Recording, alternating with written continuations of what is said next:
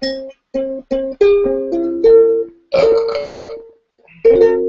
2, 3, 4, we're cracking on Monday. God, Brian, come on. 1, 2, 3, 4, we're cracking on Monday. With Brian Bastard, you're watching the show. Woo. Yeah, Freya, sing it. Hey, everybody, welcome to the show. We're going to talk about, welcome to the show. It's good to have y'all here again. I'm sorry, I didn't know I was going with that. Hey, Brian, how are you doing? I'm doing good. Oh, look at Freya likes the new chair. It's already destroying our new chair. We have a habit of finding dining chairs on the street and fixing them so that they'll work at 80% capacity. And then they break. By the time they fall apart, we found more. And by the time, so we got a new one today. I got a new one last night. Nailed that sucker together. Now Freya's just scratching it up like she should be doing. I want to throw out real quick before we get going. We've been working on the website. Sam's been learning JavaScript. I'm sorry. And it's kind of fucked up right now. So if you're watching and like the title bar is across the screen, then just watch it on YouTube. There's at the bottom of the video, right here. There's a little button that says YouTube. Just click that, and it'll take you to YouTube instead. Hi, buddy. Yeah, hi, buddy. Yeah. So, with that said, let's jump right in. Actually, Sam, I gotta Google this a second to make sure I get it all right. All right. Well, I'm having a pretty good day. I've been watching a lot of Bob's Burgers recently. It was interesting because I was watching and I checked what episode I was on. And I was like, whoa. I'm on season 3? How did I watch 2 seasons in like a day without realizing how much I was watching? And then I realized that no, don't lay on my computer. You can't sit there. Then I realized that the seasons I was watching were like 10 episodes long. Anyway, that show is pretty fantastic. It's very sincere. It's good animation. It's good.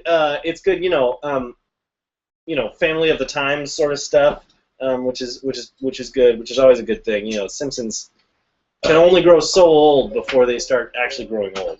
So that's interesting. But anyway, so yeah, I've been watching a lot of Bob's Burgers. I'm just going to talk about TV now because I don't think we have any TV plan for the go show. For it because my Crocodile news is not making any sense. With a crocodile. Game of Thrones is back on, which is super exciting. I think maybe we're going to have a continuing segment soon, a new continuing segment called Brian Explains What Happened on Game of Thrones. and I'm just going to let him, just because it's not on Sundays, so it'll be fresh in his mind.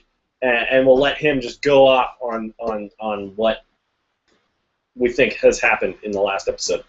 I hope we don't lose any viewers that for some reason wait 2 days to watch Game of Thrones. I don't know why you would, right, Freya? So we'll see how that goes. But anyway, nonetheless, crocodiles are really big, right? Yeah, well, here's the thing. This is not something we've talked about that much on the show, but I have a particular soft spot for giant animals, especially giant. Who doesn't? For giant turtles. And there's one other guy. Turtles. Like leatherbacks? Like any turtles, just really big turtles. I think they're great for some reason. There's a guy, Lord Geekington is his internet name, who has a blog. He's really into giant turtles too, and do you guys pen pal each other? We've sent 1 or 2 messages to each other in the past. But anyway, there was news recently I found, it showed up a couple places, it was circulating about a giant crocodile, 22 foot long, 250 pound, 2,500 pounds. 2,500 pound, pardon me, caught in the Niger River, or the River Niger, as War calls it.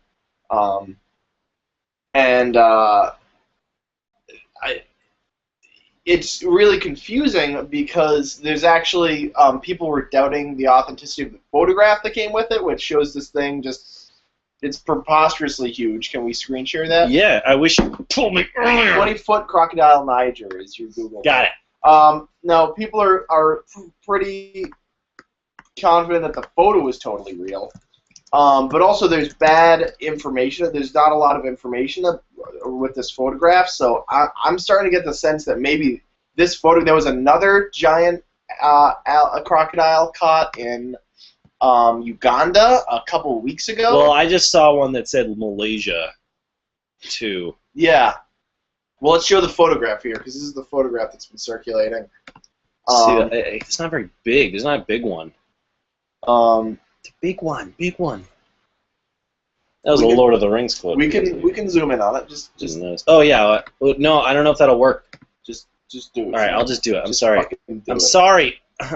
Oh no, that's a YouTube. Google. So people are confused of whether it was in the country Niger, if it was the same one as this giant crocodile caught in Uganda a couple weeks ago.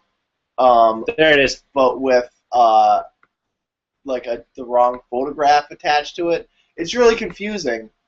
But all this is beside the point, since crocodiles are huge, and look at that shit. It doesn't matter when or where that was, but like, look at that shit. He's crazy. The people are like the size of his head. Wait, I can like kind of cheaply zoom in. Yeah, that's good. That's a little better. Yeah, look how big that thing is. That's a dinosaur right there. It's a dinosaur. That's straight up a dinosaur. Yep. Straight up and down. So they caught a dinosaur somewhere at some point. That's the news. Which is pretty crazy news, but I just want to go into this for a minute because I also enjoy giant animals, but I'm curious to see because there's always like the killer tigers or the killer crocodile that was in India. Yeah. Oh, that was the other side of this is that it had been reportedly killing a person every week for some indeterminate period. Which they seem to do a lot. Oh, here we go. Philippines. Yeah, there's one in the Philippines too. It seems to be the world's largest captive crocodile. Oh, I know this. Dead. 20 feet. 2.24 inches. 24 feet. 20 inches. No, 20 feet, 24 inches. That doesn't make sense. Whatever, it doesn't matter. So, I hope that someday I can meet one of these things. Not up close, but from like a mile. Would you fight it, Sam? No, I would not fight a 20-foot crocodile. I would not fight a 2.5-ton crocodile. Not metric tons. Not metric tons. So no, would you fight the 20-foot crocodile? I'd fight like one of those nice little 6-foot crocodiles. Well, like it's big enough where if you got behind its neck, you could gouge it in the eye. No, but it'd be so strong it would just like flip you over. Think about it. With the people that big, look at those people compared to its neck. You're the length of its head. If you could even manage to get behind its neck before it could turn around on you. Or flip underneath you or something like that. Right. You'd have to like straddle that thing with the thigh clenching power of like its own jaw. You know what I mean? Yeah. I don't know. No, I would not fight that. Okay. I would die. I'm not gonna fight things I know I will die fighting unless it's worth it, like a dragon or like Beowulf. Yeah. Like I'd be cool with being Beowulf. But this is not my dragon from Beowulf. Okay. I remember the name of the dragon. Do you remember? Bayed Dragon. Bayed Dragon. Oh, right. Sorry. This is not Bayed Dragon. This is not my Bayed Dragon. Anyway, moving on. Yes. Also in Africa. Desmond Tutu, who is the Archbishop of all of South Africa or some principality of South Africa. I don't know. An archbishop in South Africa, one of the main honchos. He's retired now, apparently. Retired. He's not retired archbishop One of the head honchos, if you want to call them that, of the anti-apartheid movement. Right up there with Nelson Mandela. And just all around social activist.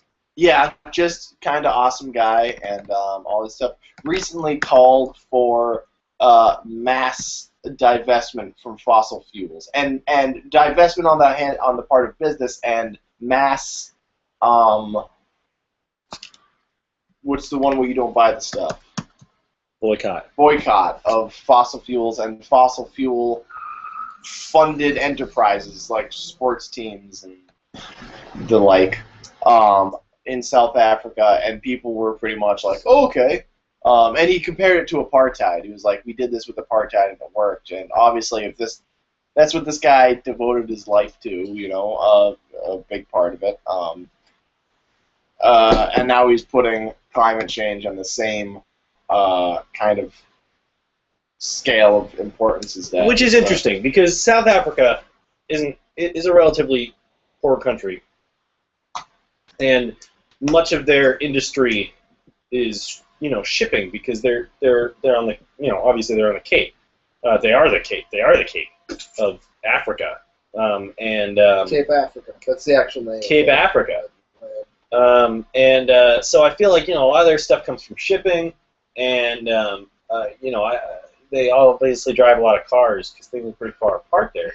So divesting from fossil fuels, calling for all of South Africa to divest from fossil fuels is a pretty big a big feat, a large push. Yeah. I'd be interested to see how it turns out if I were still alive at the point where it became a visible change. Yeah. I don't know. It's just the article that I read kind of used that as a jumping off point and kind of pointed at a few other countries that are really serious about it. Germany has been recently. Australia just bailed on their fucking stuff because they're douchebugs.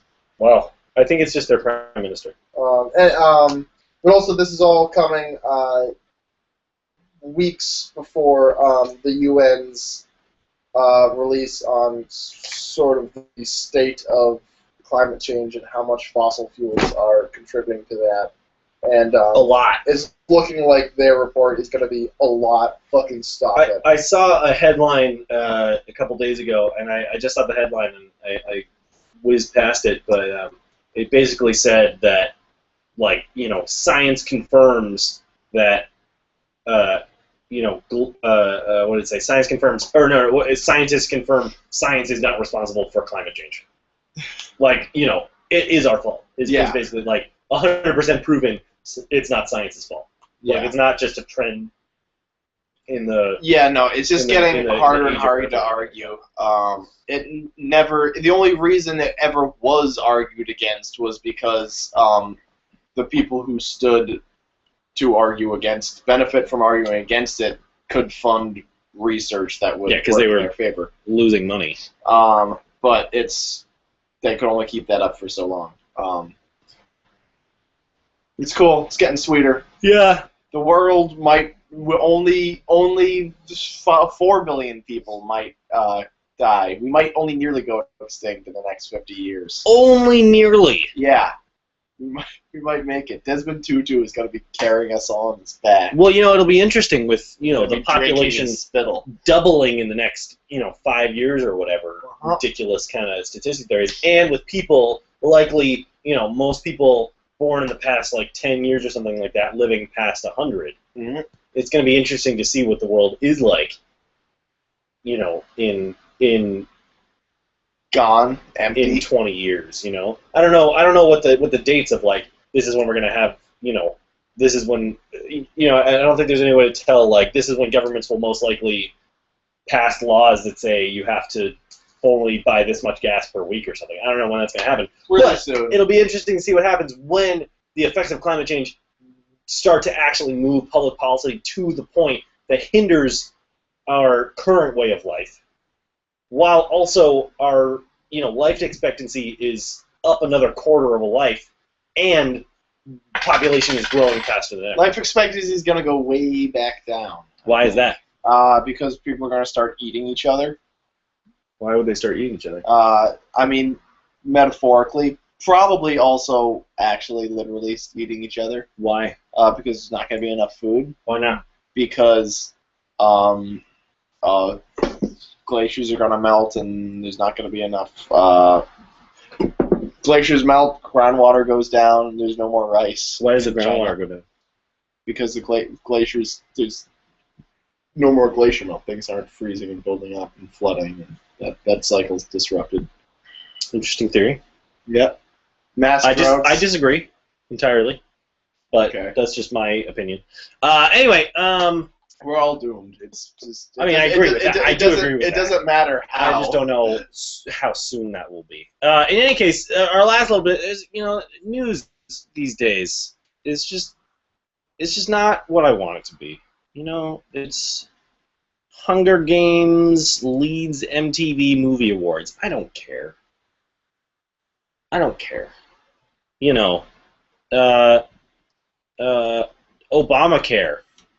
I don't care.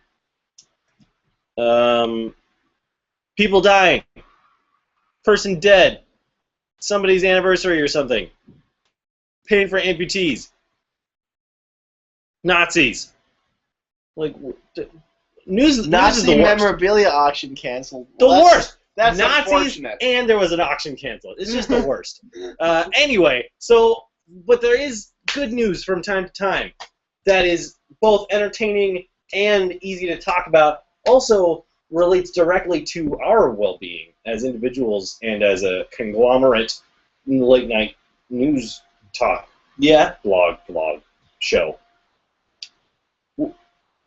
What about it, Brian? Well, last week we were talking about our plan to we had an inn and we were gonna try and land the spot as the new host of the later tonight show. That show on the CBS late show with that David Letterman just bailed on. Do you think he's named David Letterman because of his Letterman jacket? Because he does wear Letterman jackets a lot, doesn't he? Probably. I think they probably is where they came up with that. Probably. But yeah, we were really close. We were about to sign a contract for that, and then Stephen Colbert came in with a torch, like a old-fashioned, like a piece of wood. A bundle of fags, actually. Yeah, and burned the contract, and grabbed me and Sam and threw us out the window. We're patting ourselves off because there's cinders all over us. we were up there. He throws us off the 35th floor. Yeah, of whatever CBS. We landed, and luckily we're invincible, so we just we were okay. But then he threatened Les Moonves into. With his fire. Les Moonves is terrible at fire. Wait, is that the right network I'm getting? I don't know. It doesn't even matter. He went to the network. The network. He threatened the network. And with fire, and they're like, ah! And so now he is going to be the host of the Late Show instead of us. Yeah, you were right. It's Les Moonves. Yeah. It's close, but damn you, Stevie, you got there second. And stronger with fire. So alas, we will not be taking over for David Letterman on CBS's, no doubt, 7th or 8th most viewed program. But that's okay. But yeah, let's talk about people are up in arms. A lot of people about this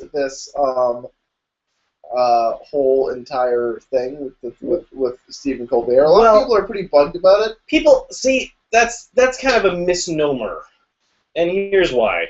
People are not bugged by it. There are some people don't like Stephen Colbert because they don't understand his humor. Yeah. Some people. It's funny to me that this comes right on the end of his fucking big debacle. Yeah, I gotta wonder because he apparently he had worked his contract in such a way that his contract was ending at the same time as David Letterman's. Yeah. Because he must have been planning, 5 years ago. Yeah. That he was going to go for this. So I gotta wonder if that whole debacle was kind of quasi-crafted. Maybe. You mean the racism thing? Yeah. So there was that whole thing, which was ridiculous. Posting a vaguely racist, out of context, out of context is a very racist Twitter thing. But it wasn't him that posted it. It was out of context of the rest of the show because it was a single joke from the show that was in context made a lot more sense. And so people are all up in arms about that. People don't like that. People are trying to get him canceled. Meanwhile, he gets his job. And now it's not people that don't like him. It's really just conservatives. There's two classes of people who are worried about this. One, the guy is super aggressively liberal, which is awesome. For the way I look at it. So that I'm excited about. Wait, you mean Colbert is a liberal? Colbert is. So conservatives are upset that he's taking this kind of big late night seat. I mean, like an American institution seat, really. Yeah. Powerful guy. And then other people who aren't worried about the politics there's a lot of people who are just worried about how it's going to pan out because his entire career he's basically been in character. He's played this character.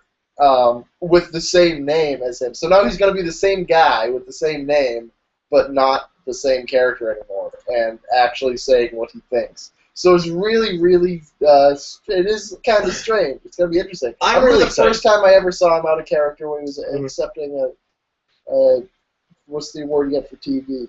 Grammy? Emmy? Peabody. Peabody?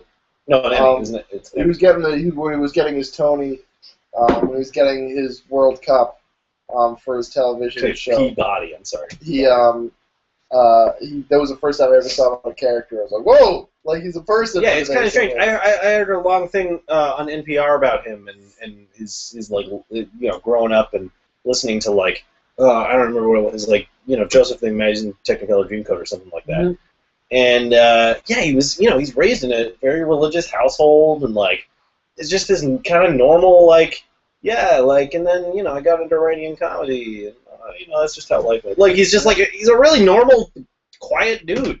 It's kind of interesting. Yeah. So I'm pretty excited to see how that goes, because, you know, he is a really smart guy, and he does play that character, Colbert, really, really well.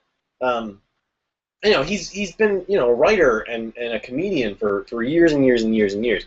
So I think that, absolutely, I think he can do a great job, and I'm not too worried about it. And I'm though never ever will I let go of him taking it away from us. Yeah, no, we're enemies for life now. Enemies for life. He doesn't even know it. He doesn't. I don't think he even know who we were. He came in all piss and vinegar. God, he's hit the thing and then just know what was happening. Out the window. It was just a burst of body. He was naked too. It was crazy. Which I gotta say was actually pretty enjoyable. Yeah. I mean, that's the thing, is what we were saying. He's just a normal, quiet guy, but he gets into this character, and, like, you can't really tell who he is. Not his regular Stephen Colbert character. Not the Colbert Show character. This was more like, I would say this, more like some kind of loose, rabid, you know, Viking, Scandinavian, like a berserker type of some sort. Yeah. So he actually did, really, it wasn't actually, it was his interview, but he did his interview in character. It was interesting, but too. But he was so well in character that he killed a couple of the network. You know, his hair was a lot longer, and he had that beard. Maybe it wasn't him. Also, I didn't know if I saw a penis or not, so it may not have been him. In any case, maybe a barbarian just threw us out the window. Never give up. Never surrender. Never give up. Full eyes, true hearts. You only live once. True farts, clear eyes. You only live once. Full eyes, clear hearts. All right, we lost. Anyway, moving on to slightly more interesting things. Okay, baseball. Let's talk about baseball briefly. Yeah. So the Red Sox suck. The Red Sox, which is really, when we talk about baseball, what we mean is just talking about the Red Sox. Yeah. And they're just, have they won a game yet? I think they won like maybe two games. It's really bad this season. And you know, they played like 8 games or something like that so far. Yeah. But still. Anyway, so the Red Sox stuff.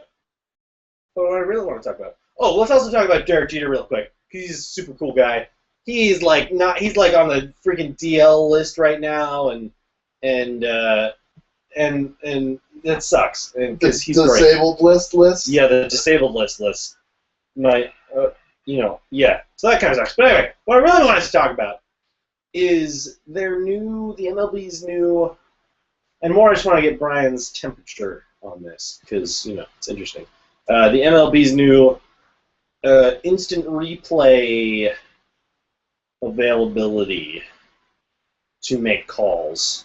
Not for the umpires to make calls, but for others to make calls. And not like infield plays or well, no, but I guess it could be the play. Anyway, not like, outs or strikes or balls or anything like that, or infield catches or things like that, or I suppose error. Those are all still safe and they can't be overturned. But they've got these instant replays now, so that they can recall like a home run ball that was caught, but really a fan caught it and then put it in the dude's glove. It's just kind of like they can do these instant replays that like completely change the dynamic of the umpires and the game itself. And this actually came to sort of a head. fruition a couple days ago in the Red Sox-Yankees series that was just played, when I can only remember one of them at the second base, somebody tagged somebody else out, and it was called that they didn't hold the glove on when they stepped off the bag, so the person would be out. But then in the replay, they're like, oh no, they held their glove on him so that when he stepped off the bag, he was out. And it was like this whole big deal because like apparently the managers can call for the instant replay, but it was like a huge deal, and so the manager wanted to call it, but then he couldn't call for it, and he was fighting with the umpire, and got ejected from the game because of not being able to do this instant replay. And it's this whole thing that's like slowing the freaking game down, taking power away from the umpires, making the fans not be able to do as much, and like it's stupid calls like they have the instant replays. So, but we have like 16 angles at home to see all these different angles of what happened with the ball and stuff like that. But they still need this like $75 billion instant replay function to just slow this game down. This is something that always actually frustrated me, was that rule that calls could never be overturned. But I always wanted something like that, but I always thought it would be something that the umpires could go back and look and say like, oh no, shit, yeah, he got to the base. Yeah. Sorry. But and then there are just really weird situations. Baseball lends itself to weird shit, like, you know, people reaching out in front of the poles and blocking shit. Yeah. And those, I mean, you can't really like plan for those. You just kind of can't plan for them, but even so, it's still like the umpires have the. Yeah, but the thing is, I got to see how this actually works, because you kind of didn't explain it that well. Well, because I don't totally know. Because it's kind of but the fact that it's out of the hands of the umpires, I think automatically, is probably would suck. It's any. It would suck. Any instant replay in any field sport, in any sport, I think is pretty much, when there are referees, is pretty much a bad thing. Really? So that's not like 2%. That's not, I'm not talking about tennis or volleyball because those are court games. It's a much smaller field. There's not as many players. But like baseball, football, they're used soccer. Tactfully in football. How often do you see someone, every now and then, there's a really weird call, and they'll take a couple minutes to be looking at it, and you see the guys in a little fucking room, and then they come out and they say, okay, guys, we made a call. And it's boring for like 2 minutes, but like it doesn't happen that much. It's not the fact that it's boring. It's that it takes the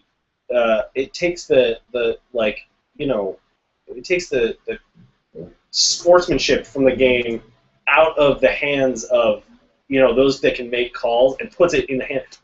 I guess why I'm mad is because it's leading closer and closer to robotic umpires and robotic referees and things like that. You know what I mean? I guess. Which is like. It takes it out of the hand. It takes sportsmanship. It makes it less human, and it makes it just more automated, which just changes, everybody's understanding of the game. Think about if there were robotic umpires, and they didn't need real people there to make calls, because everything was calculations. Everybody would be hitting the exact same way. Everybody would just, it would change the way everybody trains. It would change the way everybody plays. It would change the idea of sportsmanship itself in baseball. You know what I mean? Yeah.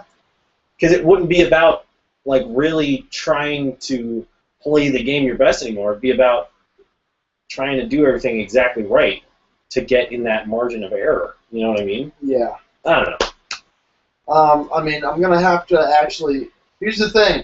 Sam was like, "Hey, I gotta tell you what this is a replay thing," and I haven't watched a full game yet. I haven't even watched most of the game this season yet. There's only been a couple, but I haven't been enthusiastic about it because. Basically, I don't know anyone who's on the Red Sox anymore. Tons of people on the Red Sox. Justin Pedroia. I know Dustin Pedroia and David Ortiz. That's Johnny Gomes. Oh, okay. Anyway, I kept saying, like, you gotta explain to me, like, he keeps saying, we're gonna talk about instant replay on the show, and like, explain to me what that is. And he was like, no, I'll explain on the show. And now that he has, I still don't really get it, and I need an actual explanation. Well, I can't play baseball for you right now, Brian. Sorry, I can't get on to Fenway Field and hit some bad balls. How often is it happening? Is this happening every game? I don't really know. I don't know. All right, well, I gotta take a look. I just don't like it. I gotta see. I gotta see it. I'm not making a call until I see it, but I see where you're coming from. The call's being taken away from the umpires. I don't know about that immediately. But we'll see what happens. So there's some space junk. There's some space. Everybody knows that we have the moon. Yep. And tonight, actually, is going to be A serpent is going to swallow it. So we gotta just cut out as many hearts as we possibly can. Yeah, so that won't happen. Everybody start cutting out hearts so the serpent spits out the sun. But the moon. But before that, there's going to be an eclipse, actually. Yeah. A lunar eclipse. Which is a totally scientific. Yeah, it's just makes different. sense. It's just about the. If you don't know eclipses, it's about the Earth blocking the When sun's light to the moon. the Earth, the moon passes in the Earth's shadow, is what this is. And I think it's complete coincidence that's happening on the night where the serpent is going. Well, I mean, coincidences. I don't know what's coincidence. Serendipity. Yeah. Anyway, so yeah, there's a lunar eclipse tonight. I think at about 2-something a.m. Eastern time, which is going to be pretty cool. Hopefully it's not too cloudy here in Boston because I'd really like to see it. But basically, it's going to get really, really dark for a little while, and then it's going to be red for like 10 minutes or something, and then it's going to get a little dark. The whole thing is like a hour-and-a-half long like transition from white moon to white moon. But anyway, it's pretty cool. Lunar eclipse. And you know, other moons also have eclipsi. Clip. Other moons, or as we like to call them, exomoons. Exomoons. Well, that's actually different. Not all other moons are exomoons. Exomoon are moons for other planets, called exoplanets, that are orbiting other stars. Called exostars. Yes. Are they actually? No. No, they're not. They're just stars. So we talked last week about actually the new discoveries of what was it, 75 new exoplanets? I don't know. Discovered. No, 750. 750, a shitload of new exoplanets discovered and cataloged this year alone, where they're really racking them up. And now they've started figuring out how to detect moons around them. So apparently they may have found evidence of an exomoon, a moon around a planet in a different solar system far away. Which, I mean, we knew they were there, but, you know, theoretically. You know, I don't know exactly how they do it, you know, because the way we see planets is generally, you know, watching the star itself and seeing some period of diminished light. Diminished light, which would be the planet passing in front of it. And I'm sure that, you know, there's much more science to this and that we can actually see a lot closer now, more than we could, you know, 5 years ago, so we can actually sort of get a better idea of what these planets look like. Here's how I'd have to imagine it works, because basically the way it is that when the planet passes in front of the star, you can't see it there, but the amount of light that's getting from you to your light sensor is decreased. Yeah. So that's how they know it's there. So but then so if it's going that, and then as it's in front of the star, the moon is orbiting it. That means that when in that period where the amount of light is diminished, it's changing at a constant rate. So you're getting so it's like so you don't see the moon you don't see the moon when it's here, but then it goes over here and there's less light, and then it goes behind it and there's light, and then it goes to this side and there's less light. So you can see that while the planet is also orbiting the sun. Yeah, it's pretty kooky-nutty. So that first evidence of an exomoon. Exomoon. I feel like we already did this show, but if this is the first time they've done it, then it's impossible. Because I feel like we did this same fucking diagram once before. Probably, but that was with exoplanets. Here's what I want to talk about, though. What? I want to stop calling them exo stuff. Mm-hmm. Here's why. Why? Because it's othering. Yeah. That's exactly why. Because think about it. If there are beings that live on another planet, and we're calling this planet an exoplanet, it's a planet outside of our solar system. It is different from our planets. It is an exoplanet. Those are going to be exo beings. And we're going to go over there and be like, hey, what's up, exo beings? And then we're going to be like, we're called Blarnscubble. You know what I mean? And we're going to be like, no, you're exo Blarnscubble. You know what I mean? Then it's just racism all over again, but with species. It's just xenism. You think we're not going to immediately look down at the first aliens we find as inferior to us anyway? I would hope not. That's what's going to happen, and then they're going to kill us. That's what the Omicron Persei 8s did. And, look how it turned out for them. They're just a bunch of jerks. Yeah. Right? That's not... No, I don't think that's going to happen. Because here's what I'm hoping. In 400 years when we do get, some kind of, warp or trans-dimensional drive that can get ships out of our solar system and maybe into other solar systems in a matter of years or months or years or decades or whatever. Seconds.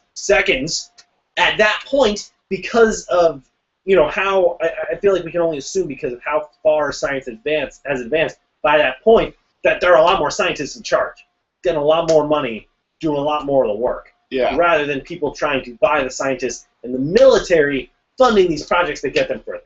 Yeah. You know what I mean? So hopefully at that point, it's the scientists that are in charge, and the scientists aren't stupid and know what aliens are like because they watch Star Trek too. So at this point, Star Trek will be 400 years old. It'll be like the Bible. And again, we're just talking Futurama here. And so, no, we won't look down on them because the scientists will be like, why would we look down on them? We're scientists. We're not better than them. They're just like us. Imagine Neil deGrasse Tyson goes to another planet. Do you think he's going to be like, oh, look at these assholes? Do you think? No, he's going to be like, hello, I'm from Earth. Everyone, please do me and we'll make a baby. Everyone on Earth. I'd love to think that everyone on Earth is as awesome as Neil deGrasse Tyson. I know. And I know it's not even close to true. But I can. In fact, no one on Earth is as cool as Neil deGrasse Tyson. I don't know about that. I don't know nobody. All right. Anyway, moving on. So that's there's a lunar eclipse today. Check that out if you're awake. If you're on the west coast, of an endo moon. Of an endo moon. Yes. An endo or moon. No. So, I was going to try and do it too, but let's just leave it. Anyway, speaking of moons, movies. Movies. Yeah, let's talk about movies. Let's talk about movies. So, guys, as we were saying, we actually did something interesting and saw a new movie when it was new in the movie.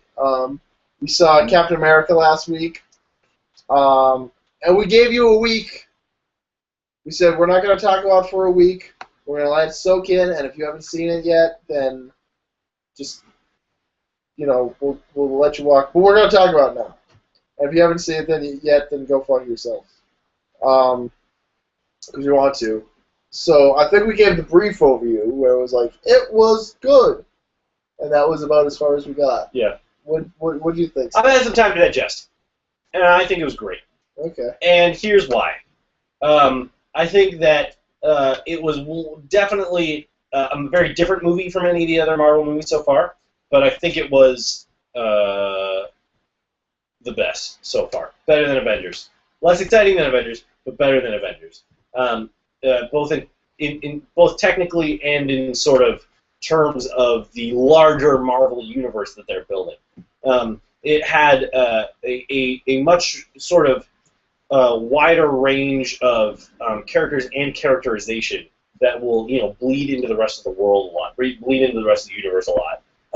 It had a lot of interesting plot points that pulled up stuff from earlier movies and will absolutely lead to stuff in later films. The characters went from A to B very clearly. Most of the characters went from A to B pretty clearly.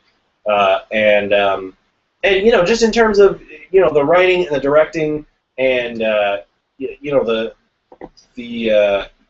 action was better. I think it was a better movie. What do you think, Brian? I also liked it, but I was not as crazy about it as you did. To say that it was not one of the stronger of, in my opinion, of the Marvel franchise so far, the contemporary Marvel franchise, would not be saying much because they're all really good. But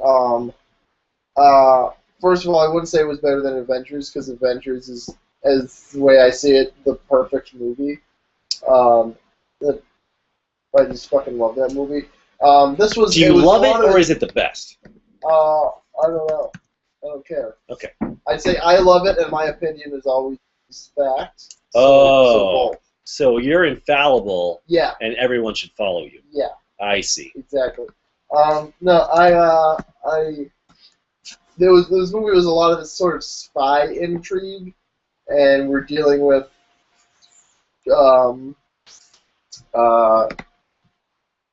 Shield and Shield keeping secrets, which is already a theme in the Adventures, and then well, that set this up. Yeah, and then Shield, being untrustworthy, and moles within Shield and Hydra, and all this spy intrigue stuff. And you're getting the KGB in there, and secret, post-World War II German science, and brainwashing, and spy, all kinds of spy junk. Just the way I say it, if you gotta write a movie like that, it's gotta be totally fucking just tight as a drum.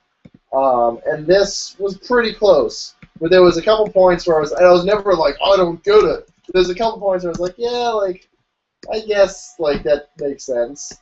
But, all the sort of reveal moments of all the spy stuff weren't like, bam, there it is, now it's all out on the table. It was always kind of like, yeah, okay, all right. Can you provide specific examples? I saw this like a week ago. How am I supposed to remember that far? You're close I can't remember. Let me think for a second. I'm trying to entertain while people are, okay, so there's not dead air. Let me think.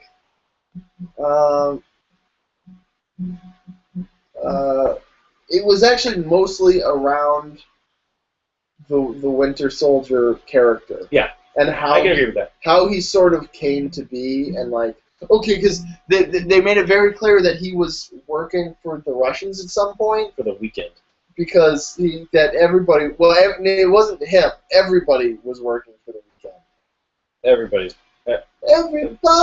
working for the Russians. There we go. That was almost gonna be anyway, he was working for. So he was working for the Russians at some point. Yeah. And he had the shells and stuff, and there was other KGB stuff, but he was created by the Nazis, but he was created by Hydra, but after Hydra had made its way into S.H.I.E.L.D. and kind of was working within S.H.I.E.L.D., but then also how'd they go get his body and stuff, and that was never really cleared up. That didn't bother me quite as much as how the hell did he?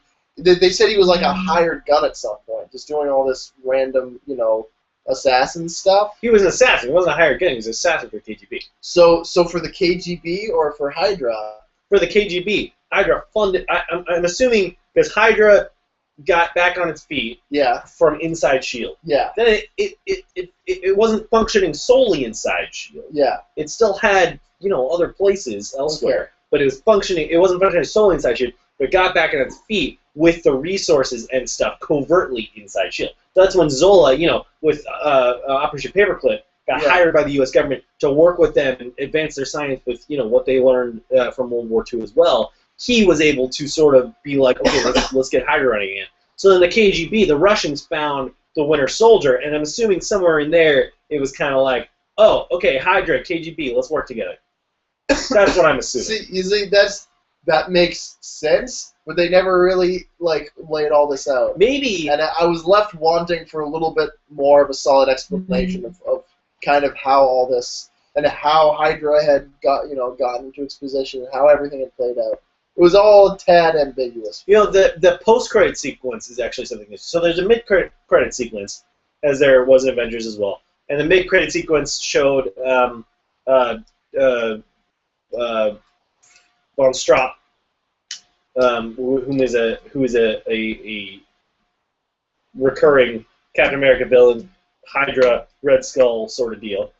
Showed him being like, oh man, yeah, whatever, we got the real thing here, and they showed the Loki's scepter from the Avengers, which I don't know why I didn't think of this, but the scepter is another gem, another one of the soul gems for the Infinity Gauntlet. So we had the Tesseract. So this was all very confusing and kind of made me realize this. The Tesseract in the Avengers, I was assuming that Loki's scepter was part of the Tesseract. He was somehow using the Tesseract's energy that entire time, which I still think may be the thing.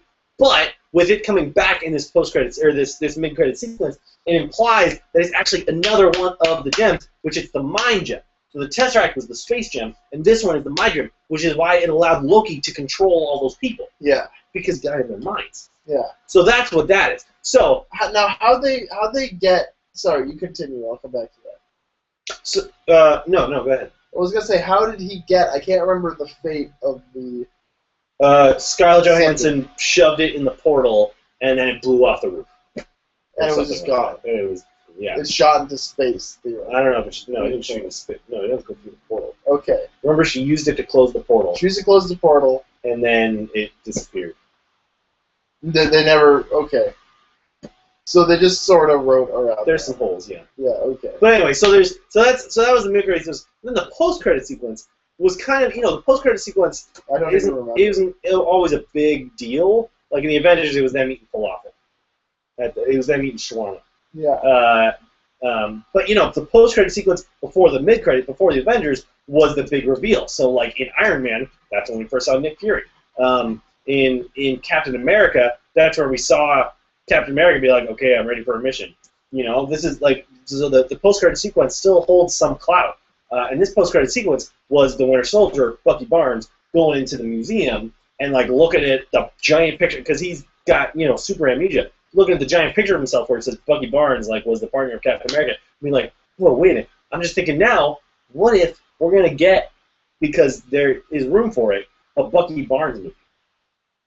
Because there's plenty of room for it. Because after the whole Winter Soldier in the comics, he kind of goes off on his own, and he's still on the run because he's still kind of this, like, ex-KGB assassin that, like, killed a bunch of people in S.H.I.E.L.D. and, like, tried to kill Captain America and stuff like that. So there's plenty of stuff for him to kind of go out and do things. So I'm thinking maybe we're getting a Bucky Barnes movie, and that'll explain more of his past. Interesting, Sam. Yeah, interesting. What do you think, Brian? I think that could be cool. I think that. I mean, we do have, 12 years of fucking... 2028, man. Yeah, 2028. we got 12 years of Marvel ahead of us. We have another Avengers movie coming up. We have Age of Ultron. We have a Black Widow movie coming. We're going to have Captain America 3, which is going to come out the same day as Batman vs. Superman in 2016, I think. This is hilarious to me. We'll see how that goes. I think we should theater hop that day. Yeah? We should see both of them on the same day. Double feature. Yeah. I'm sure everyone's going to do that. So we've got those three, and no doubt there's going to be a Thor 3 coming out pretty soon. I wouldn't be surprised if they're in writing a Hulk movie. We've got Ant-Man coming out. We've got Guardians of the Galaxy coming out this summer, which is going to be awesome. That's what I'm most excited for right now. So there's a lot of other stuff going on. But, again, they have these movies planned out to 2028. Basically, they could do like a Blob movie if they want to Blob is X-Men. They could do like a freaking. They could do like a next gen movie, which would be awesome. Next Wave, New Wave. I don't remember what they're called. New Wave, where it's Ultravox and the B-52s all get superpowers. Yeah. Well, that's the other thing is that we were confused about the rights handling because X-Men and this Marvel stuff and then Spider-Man are all broken up as we know. And then, but somehow they've managed to introduce in the post-credit sequence, again, spoilers, but I don't really care. Doesn't matter. Quicksilver and the Scarlet Witch. So here's the deal. Yeah, let's figure this out. So here's the deal. Magneto is X-Men, owned by Fox, right? Yeah. X-Men, Magneto. Magneto has two kids, Pietro and Wanda Maximoff, the Scarlet Witch and Quicksilver, and therefore can exist in the X-Men world. But the Scarlet Witch and Quicksilver are also long-term Avengers members from way back. Yeah. And not just way back, I mean, semi-recently as well, but from way back. So the Avengers also owns them. So they can use them in both. I don't think the Scarlet Witch is going to be in the next X-Men movie. We know that Quicksilver is going to be. I don't know if they're going to call him Quicksilver. Also, he looks pretty stupid, but that's another story. But anyway, so that's what's happening there. So that's why they're in both movies, because they're grandfathered in by their father, and then also grandfathered in by the fact that they're really old with the Avengers.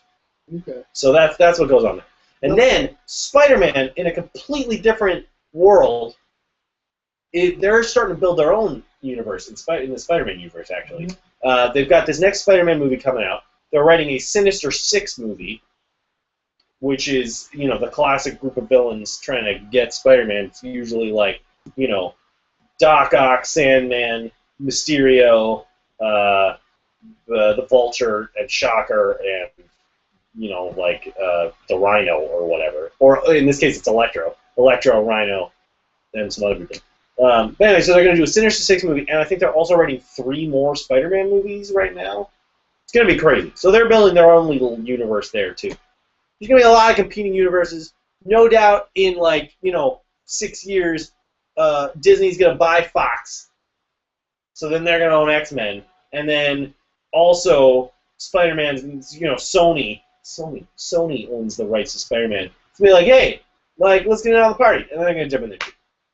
We can only hope. We can only hope.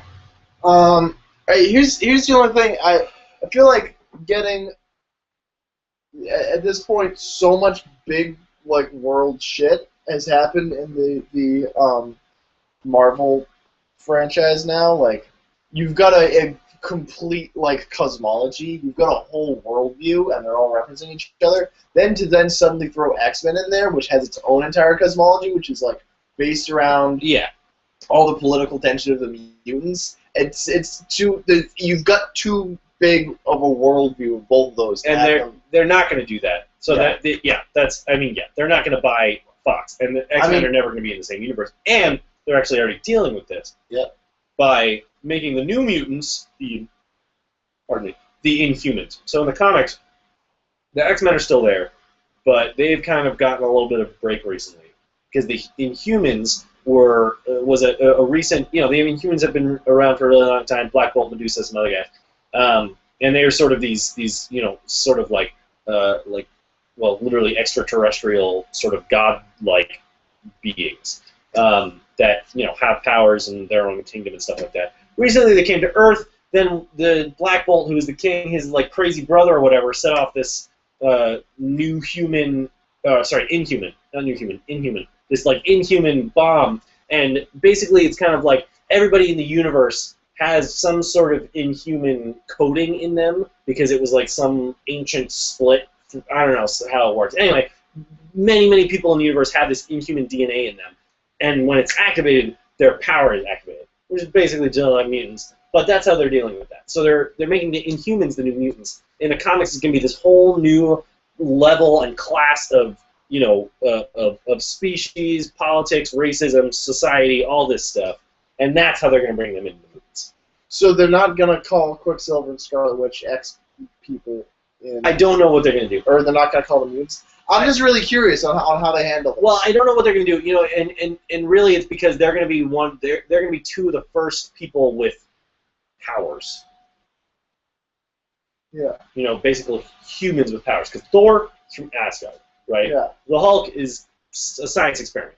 Captain America, the same science experiment almost. Iron Man. Black Widow's just awesome. Iron Man's a billionaire. Hawkeye is just a really good shot. Yeah. So these Scarlet Witch and Quicksilver are going to be the first people that have powers, and they've touched on sort of the lack of powerful people, people with powers on the Marvel Agents of S.H.I.E.L.D. TV show. When they talk about their list of assets, is what they call them. There's not a lot of them. They talk about psychics, and they're like, no, these people don't exist. That's kind of what they're saying is no, these people don't exist. Those are myths. There aren't actually people like this. But they're going to be having them because Scarlet Witch and Quicksilver are mutants. Their powers don't come from science. They're straight up mutants. Those are their powers. Everybody else that they're dealing with it's gonna be science. Luke Cage, Daredevil, and then the 2 other people that are doing that. Oh, probably Iron Fist is chi energy, and I think Jessica Jones or whatever is going to be the other person. And I don't know where her powers come from, but it's probably science. So he's going to be the first people with powers. So I don't know what they're going to call, but we'll see. Sure. Well, yeah, I mean, I'm not saying that, like, I don't know how we're going to fix this. I was just... I can't imagine a tactful way to bridge that gap. To have... What do you mean tactful? It's a way that makes sense to connect those two franchises at all. They're not going to. Okay. Because they're owned by two different studios. So we're going to have two different Quicksanders. Yes. And are they played by the same actor? No. That doesn't make any sense. Okay. What? No. They're not played by the same actor. Question answered. Okay. They look very different as well. Okay. Yeah. There's an update on some superhero movies for you. In other semi-superhero movie news, there's a new horrible Teenage Mutant Ninja Turtles preview that gives us a little glimpse of Splinter. We already talked about this last week. We're all really very upset. Trying to keep an open mind as usual, but, I mean, like, what the hell do you want? Like, how many times can you, Mr. Michael Bay, can you do this to us? I have hope. More than me. Anyway, so we saw Splinter in this new trailer. I actually haven't seen it. You told me about this. I saw it. It's a very brief glimpse of him from behind, but he's got a sword. He looks like a rat. It's pretty cool. See, you were saying it's like Splinter's actually got to do stuff, but Splinter totally did stuff in the live action. You keep saying that, but he did like 2 things. He for showed like 5 up. seconds. He beat fucking like Shredder. 5 seconds. I mean, there's gonna be action. It's gonna be like Yoda in Clone Wars, which wasn't a good thing, in Attack of the Clones, which wasn't really a good thing. But you know, at least we saw Yoda like not just sitting around. He showed up. He kicked. That's what I'm saying. Shredder off a roof in like 3 seconds. I'm saying we're gonna see the action. He was a puppet kicking a man, so it was mainly just like he landed and then Shredder was falling off a roof is what we saw. I think you're remembering this not as cool as it was. I'm absolutely remembering exactly how it was, and it was awesome. Okay. But I'm saying we're going to see the action this time. He's going to do, fine, he's going to do more stuff. Okay. He's going to do stuff longer than 3.5 seconds. Okay. Most of the time he was just hanging there in those chains. Yeah. I messed. You know? I remember, yeah. Did you ever even see this movie, Brian? Yes. Anyway, so that's the show, everybody. Thanks for watching. My butt smells, but, you know, that's okay. Brian, what about you? My shit does not stink. And that's the show. Be sure to tune in next week. We're going to talk about how many pustules we found on the dead raccoon behind the trash can. This might actually happen. This coming Friday. This is too real. I can't. Okay, goodbye, everyone.